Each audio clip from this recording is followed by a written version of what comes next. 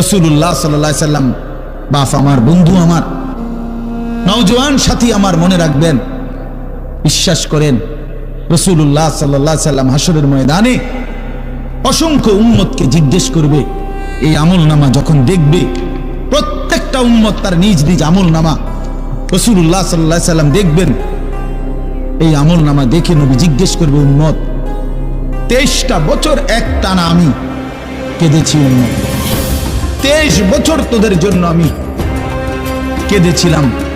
এমন রাত গেছে, সারা রাত উম্মতের জন্য আমি কেঁদেছি, সারা রাত দোয়া করছি উম্মতের জন্য। তায়েফের পাথরের আঘাতে পিঠ চালনির মতো ছিদ্র বানায় ফেলছি, পেটের কষ্টে, ক্ষুধার কষ্টে 14 দিনের চাইতে বেশি পেটে 2টা পাথর বাইন্দা ক্ষুধার কষ্ট হজম করছি। উহুদের দান দান শহীদ করা রক্তে আমি বেহুশ হয়ে আমি পড়েছিলাম।